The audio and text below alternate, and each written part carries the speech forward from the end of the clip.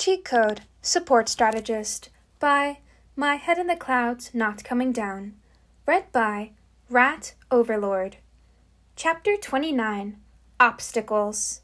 Summary: The Obstacle Course. 10 Bucks says that he insults everyone during the opening speech. Isugu mutters out of the corner of his mouth, leaning closer to May so that she could hear him above the noise of the cheering crowd. "No bet," May whispers back. "From what you've told me, he seems like enough of an idiot to do it." Isugu's eyes widened, and he found himself smiling. He didn't know why exactly it still shocked him that May was bold enough to be rude to Katsuki, even though he definitely couldn't hear them, but a part of him was still irrationally afraid of what would happen when his old bully somehow discovered what she said. He shook his head, and both of them straightened attentively as Katsuki slouched up the stairs and took his place at the mic. He glared at the other students, and even at the audience, as Class 1A shuffled nervously, shooting each other concerned looks. Well, at least they'd have enough time to get to know their classmates. "I just want to say," Katsuki grumbled, "I'm gonna win." May grinned at him before loudly joining in the booing with the other students, and Isugu couldn't help the surge of power he felt as he did the same. Sure, it wasn't a big thing, just a few yells. It wasn't like he was actually fighting Katsuki or anything, but still, it felt huge.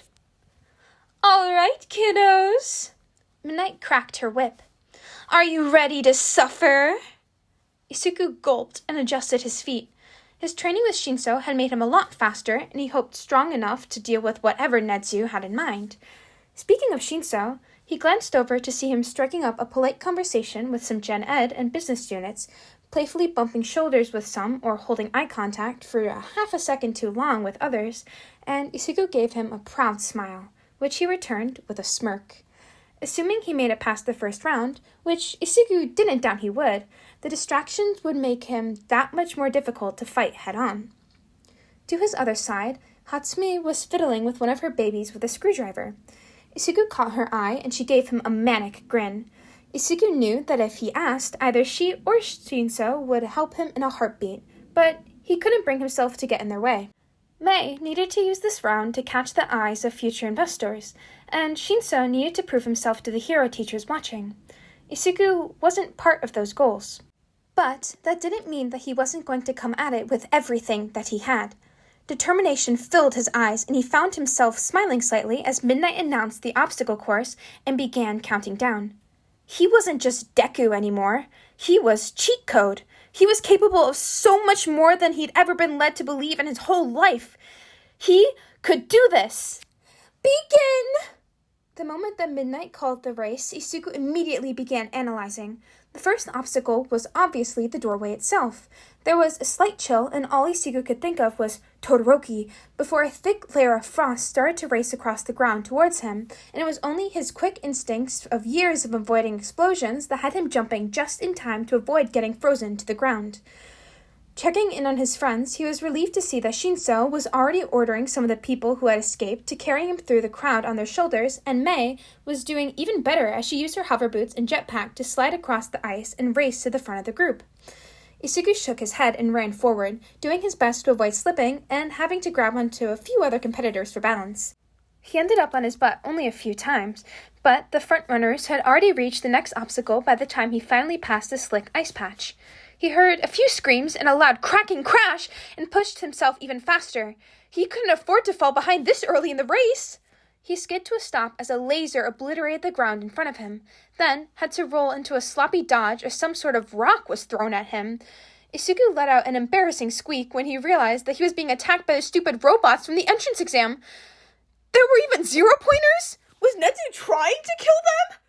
Isugu internally thanked Netsu for assigning him to analyze the first years, though. He watched a dozen of students fight these things and paid attention to how they took them down, which meant that he knew their weaknesses. He just had to figure out a way to take advantage of them, which was going to be difficult to do without any weapons. He frantically glanced around and tried to see if he could use the surrounding rubble as a weapon, but after picking up a sheet of metal and almost immediately falling flat on his face, Isugu realized that he still didn't have quite enough muscle mass for that plan to work, which meant that he was back to square one. He was back to being a stupid, quirkless, worthless Deku who couldn't even fight robots because he didn't have a weapon, and it's not like he could just use the arena as a weapon like he had at the USJ.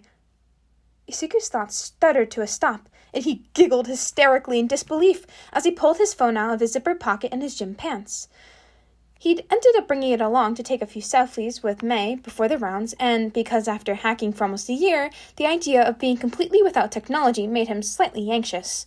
He'd gotten a heavy-duty case, as well as some other personal modifications, so he wouldn't be worried about it breaking. But now he couldn't help but be grateful that his anxiety had convinced him to bring it along. But was he actually stupid enough to try and pull this off? Yes. Yes, he was. Is that student seriously texting?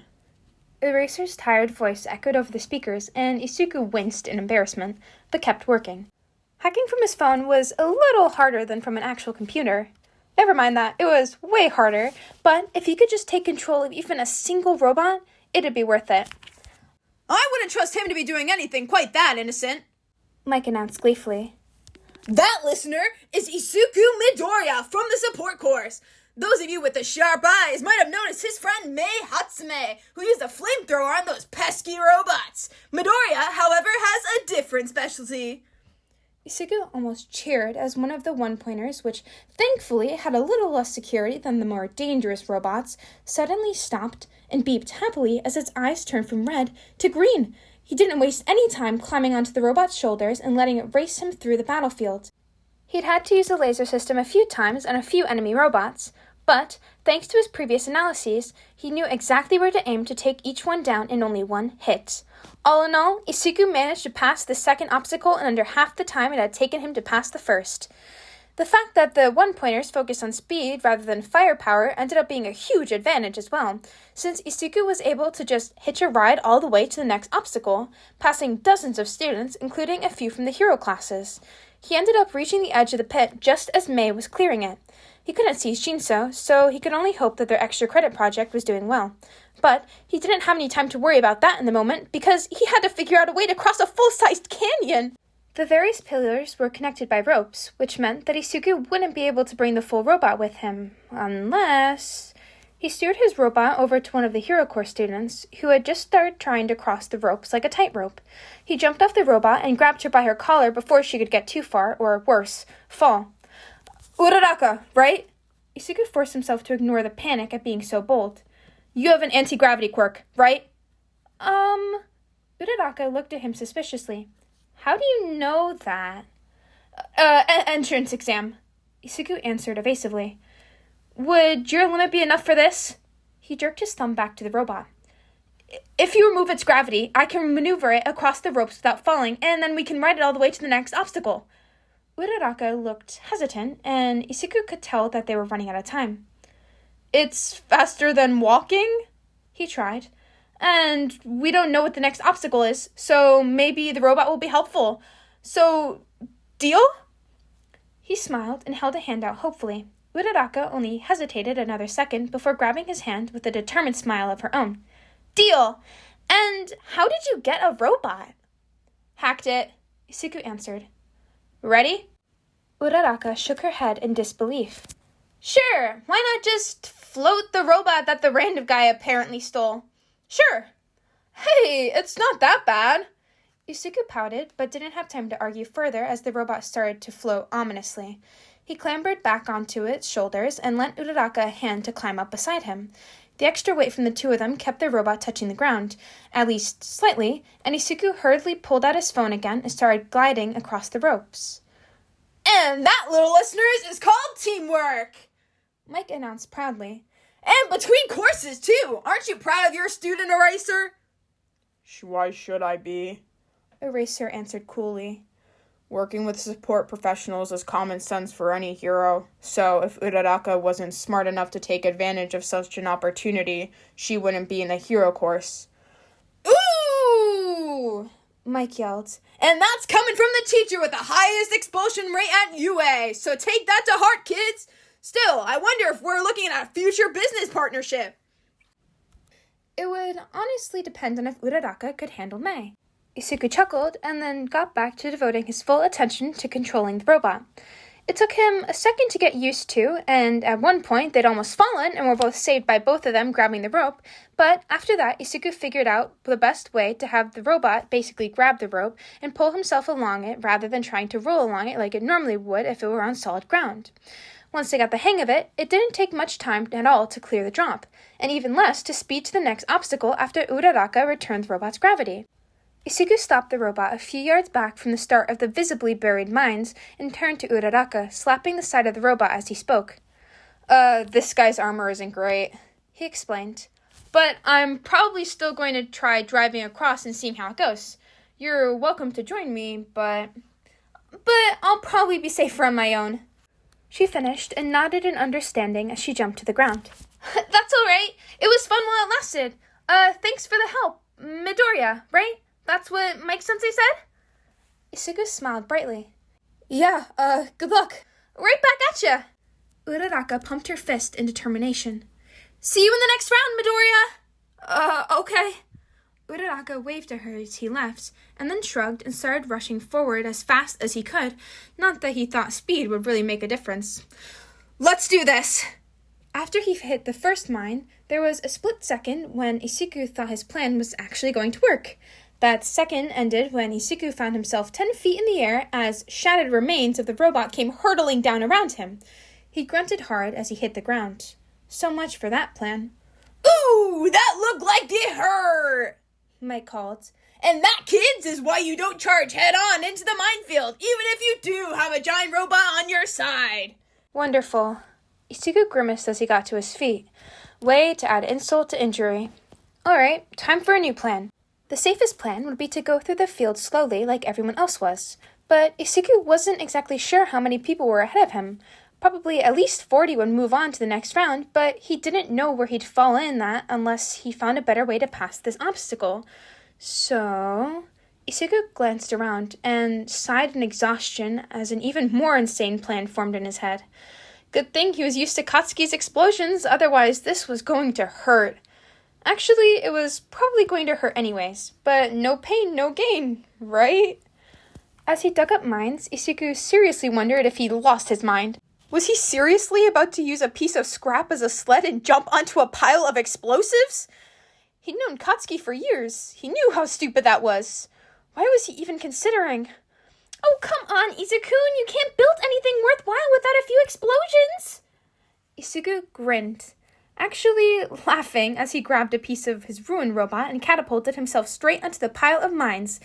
He'd almost forgotten that Katsuki wasn't the only explosive friend that he'd ever had, and these mines were obviously more similar to Mei's explosions than his bullies. Her explosions lifted him up and helped him fly. Literally, apparently, instead of tearing down his dreams and leaving scars that would never truly go away. So yeah, maybe it hurt a little, but an analyst like Cheat Code couldn't afford to be afraid of a few burns. Now, if only he could figure out how to land. Unfortunately, his plan ended up working a little too well, and he was rapidly approaching Katsuki and Todoroki, who were obviously in the front of the pack. As the two caught sight of him, Katsuki's face obviously contorted in anger, and he launched himself forward as quickly as he could with his explosions, while Todoroki started running along the ice path that he created as he ran. On one hand, Isuku could just curl into a ball and hope for the best like he had throughout elementary and middle school. But on the other, if he were to land too close to Katsuki, he'd be getting hurt from more than one type of explosion, so the best option was to let Katsuki stay ahead, but his little scrap sled obviously had other plans, so that wasn't going to work. That left using the two front runners to give him an extra boost and land ahead of them, then sprinting to the finish line before Katsuki could catch up. Well, good thing he wasn't in middle school still, right? Knowing he'd probably regret it, he firmly planted a foot on each of his opponent's backs and kicked as hard as he could, using the momentum to slam his sled against the ground at the same time, trying to hit as many mines as he could. The resulting explosion launched him another 20 feet forward, and Isuku rolled as best as he could to minimize the impact as he landed. Then he ran for his life. I hope you were rooting for the underdog! Mike screamed. Because the first place winner of the first round is from the support course, Izuku Midoriya! Well, without further ado, my bloopers. He didn't know exactly why it still shocked him that... Oh my god, I can't read apparently. Ha! He frantically glanced but really? And that, kids, is why you don't charge head-on into the minefield, even if you do have a giant robot on your side. Mike, why you gotta be such a savage? Bruh, really? This is so mean. That left using the two front runners. Really?